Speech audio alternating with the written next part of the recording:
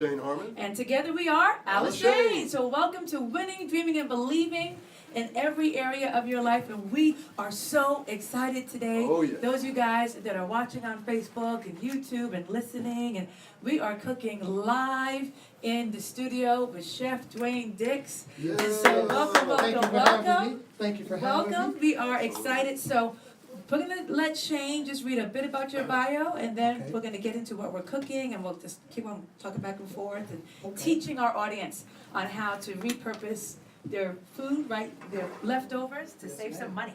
Yes, ma'am. Awesome. Well, this is quite a long bio, but I'm going to skip through it. There's some really great things in here. First of all, his name is Chef Dwayne Dix. Yes. He started cooking in February of '95 in Aiken, South Carolina.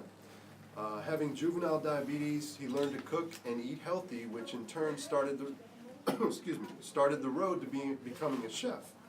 He applied for Green Boundary Country Club and was accepted and worked under a great chef who enhanced his love for cooking, and then the love became his passion. In August of '98, he joined the Job Corps Trade School, built onto his upcoming career as a chef. He was also allowed to further trade by attending the advanced training for culinary arts in San Francisco, California.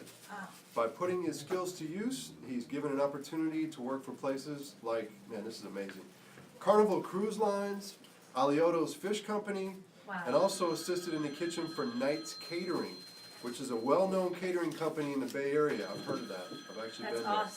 awesome. Also, it allowed him to meet people like Chelsea Clinton, Yes. Will Smith, Yes. Gladys Knight, and Lionel Richie.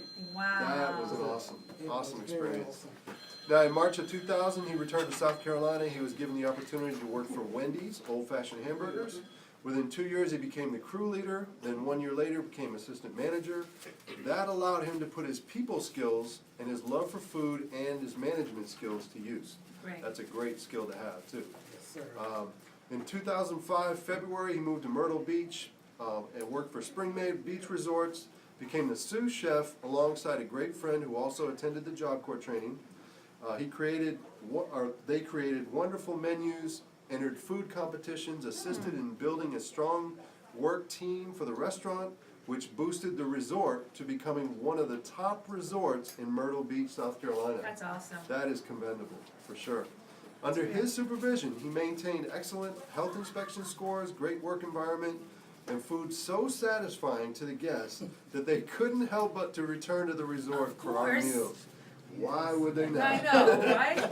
July of 2007, he moved to Atlanta and landed a job working for Stony River Specialty Steaks. That's a great place. Yeah. Yes. He helped groom the company for success while trying his best to become an assistant manager, but it didn't go as planned, but that's okay.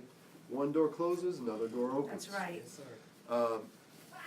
In December 2010, he applied for Berkeley Hills Country Club in Duluth. He assisted the executive chef in all the banquet functions, maintained a clean kitchen environment, received his Serve Safe certification, which I know isn't the easiest thing to get.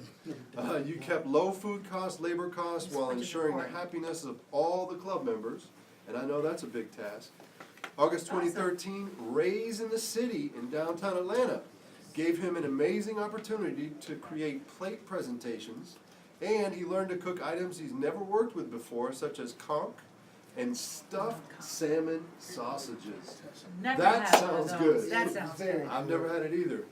The upscale cuisine and atmosphere there pushed his passion even further to wanting to create dishes such as those for myself, maybe with my own twist. And I'm sure you twisted pretty good. Yeah. July of 2014, coming now to full circle, Dwayne's Delectable Cuisine LLC was born. Nice. Awesome. Yes, sir. His catering company brings to the table the love as well as a passion for food, which allows him to create succulent and delectable dishes for all of his clients. Since he had diabetes, he's learned to produce great tasting and well-seasoned food. Very That's good. important. Yes. But also healthy items such as roasted chicken, steamed vegetables, and cooking with fresh herbs and olive oil. He prepares all of his food with care. So goes his motto, Dwayne's Delectable Cuisine, where food is made with Good love. love. Yes, sir. That's Incredible. awesome. Well, Yes, sir. welcome, Thank you Chef very much. Dwayne. I really appreciate it. And I love how your love for cooking was born out of your own need. Yes. Yeah. You know, and you know, right, Yes. I mean, from, Pretty tough. from a child, so that's, you know, it's even tougher than what people think.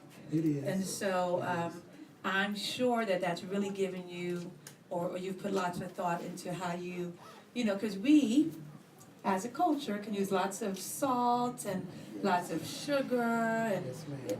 we have to have, you know, it's always over the top though. Yes, ma'am. Over salty, over cheesy, over But it's always whatever. a choice. It's always a choice. You don't have to do all that. Once you learn that it's not good for you, once you know, all the resources are out there. People just have to look and see. But no, I get It's it. true. I Traditions, mean, traditions will right. do that for you. I know. Certain backgrounds, That's right. certain backgrounds, it is, Understood. this is, it's like I come from Brooklyn and the Bronx, and, you know, it was over salty, over cheesy, over this, over that, Right. so, alright, so today, just so that we could catch people up, because we wanted to really show you, I loved, when we started to talk on the phone, it was like we've known each other for years, and so, so I am the sous chef today. Yes, ma'am. Normally, I'm the chef in my own kitchen, Oh, yes. just in my mind, really. I do breakfast. So, right, but, so chef had me, I've chopped up some broccoli, it's cause, and we're steaming this, so Smells so good. we put that in first because it takes a bit longer to cook, right? Yes, ma'am. And so we have, some red onion, some, squash, Mhm. orange bell peppers, Okay. and then I also cut up what's gonna be for garnish, like dill, cilantro, And green onions. and green onions. Yes, ma'am. Okay, so now, we were talking about how people tend to not know what to do with their leftovers, right? Right, correct. And your idea, and all I said to him was, can we do like a one pot thing, you know? And so, Yes. you sauteed up some thighs. Chicken thighs, yes. Now, this could be done with any sort of, right? Any sort of meat, if you're out in a restaurant, you have leftovers, or if you prepare dinner at your home for your family, you have leftover shrimp, if you have leftover chicken, salmon. You can kind of add breadcrumbs, Okay. little egg, and a little flour, and you mix it in a bowl together, and you form your croquettes. Nice. Most people call them cakes, some people Right. call them patties. It's all the same, it's just the shape of the form that you make in the size. Oh, see, now, and that's what I was wondering, because when I hear Yeah. croquette, I thought a bit smaller. But, okay, so Right. we're pretending that we made some chicken thighs last night. Yes. And we had some leftover, we're like, what are we gonna do with these leftover thighs? So now, so in the bowl, and you dice them up, so, Diced it up. so whether it's on the bone or not, you just take all the meat off, Take all the right? meat off, you can chop it up as big or as small as you want, it just depends on how you prefer your chunkiness got inside your you. croquettes to be, okay? Got So I you. cut it up about medium ways. Okay, This was 5 chicken thighs, okay? Just a portion size, there's Mhm. 5 chicken thighs in here, there's about a cup of breadcrumbs in here, and about 3/4 cups of flour in here as well, and then there's 2 eggs. I season Okay. it up, a little bit of salt and pepper, onion and garlic powder, okay? And then we'll form it. I'm gonna use olive oil for my Okay. pan, olive oil is really good. and how high should the pan be, like Um, medium? Yeah, medium, not medium high or anything, Mhm. because remember, the chicken thighs or whatever meat you're using in your croquettes is already cooked. Cooked, okay, So we just wanna add the other ingredients, the flour and the egg and the breadcrumbs, so it'll form, and then we just pretty much wanna reheat it. That's got all you. we're doing. Okay. You can chop it up cold, mix it everything together cold if you want. I okay. got a question. Yes, sir. The flour that you use, is there any specific flour? Because there's all kinds of flours out There is, I just use the regular simple all-purpose flour, it just serves all purposes for me. Okay, so, because you know how nowadays, like, everything is organic, and gluten-free, and this, No this, GMO. none of this, Yes. none of that. Kosher. And so, Yes, so ma'am. whatever flour people Have use it in their come. own home. Yes, Okay. ma'am. But I mean, most people use the all-purpose flour. Yes, ma'am. You know, For all I, purposes. for all purposes, All right? purposes, correct. Right? Okay, and so, so now, go ahead. Okay, so we have Show us our how to olive make oil, it. we'll put a It little smells bit great. Oh, of yeah. oil in our pan. We're not frying it, okay? We're just putting enough oil in our pan so it doesn't stick. You can use any oil you want. I'm a healthier person, I use olive oil. Most people have vegetable oil in their cabinets. Right. So it doesn't matter, just long as your Canola. Yeah, canola oil is very We good. were just talking about the different oils that we Yeah. like to use, and so we talked about grapeseed oil. Rapeseed And oil. I think some people, if they've never cooked with it, they're a bit hesitant, right? Yes, ma'am. And, but ma'am. if you needed something to take on a higher heat, because just like Chef said, we're not frying this, we're just kind of heating it up. Yes. But if you had to fry this, you wouldn't wanna use the olive oil because it could It burn. could burn. And That's so correct. that's where a grapeseed oil would come in. Yes, ma'am. That's Yes, important, ma'am. that's important for people to know, 'cause So this is about the size of our croquettes. That's a nice size croquette to me. Patty. Yes, ma'am. We just put a couple of these in our olive oil, make sure Okay. it's held together, make sure your mixture is pretty tight so it doesn't fall apart, okay? Okay, gotcha. That's what we're gonna do. We'll put one in there. I have another one we'll put in here. We'll let everybody have a little taste of it, okay? we can't wait. So now, should I start to I won't put say no. in Yes, the ma'am. other veggies? Yes, ma'am. My Okay. sous chef is gonna add the rest of our vegetables in our double boiler there. I love steamed vegetables. I don't know why people think that all you have to do is just put vegetables in the pan and cook them. Steam is really good, okay? Really good, healthy Because for you. we are gonna see it after it's done, Yes, right? ma'am, we sure are. Now, to get the most benefit out of your vegetables, as far as how you prepare them, is it steaming, blanching? What keeps the nutrients, do you think? Well, that's a very good question. Steaming is more healthy because you're not actually cooking them in any oil or butters or anything.